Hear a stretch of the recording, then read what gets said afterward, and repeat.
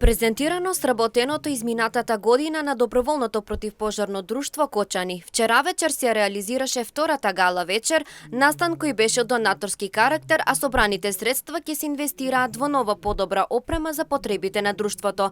Председателот на ДПД Кочани Златко Илиевски посочи дека изминатата година за нив била плодна, додавајќи дека со работи и активности продолжуваат и понатаму.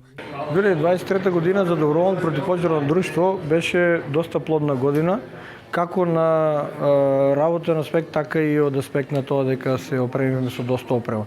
Ќе издвојам неколку позначајни работи, а тоа се набавката на едно пратечко возило, автоцистерна со носиост од 5 тони вода, набавка на комби возило за технички интервенции, потоа донација од германска амбасада со поголем дел од техничка опрема која исто така ги избогатува нашите капацитети на действување. Скромна поддршка вети првиот човек на општина Кочани Љупчо Папазов. Вели дека ДПД Кочани од голема помош за општината, но и за ТПП Кочани. Општината прави, ајде да бидеме скромни, минимални напори во овој период да ја поддржиме работата, активностите и залагањето на доброволното противпожарно друштво, која е една од убавите работи кои се случија во последните години.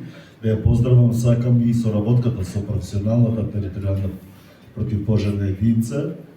Таму сте колеги, соработници, пријатели и се покривате и се одржувате на терен и во гаснењето на пожарите. Председателот Илиевски најави проект кој го има остварено со германската амбасада, а тоа е да се отвори тренинг центар во градот Кочани. Акцентот ќе биде ставен на младите со цел оваа хумана професија да се имплементира во основните и средните училишта.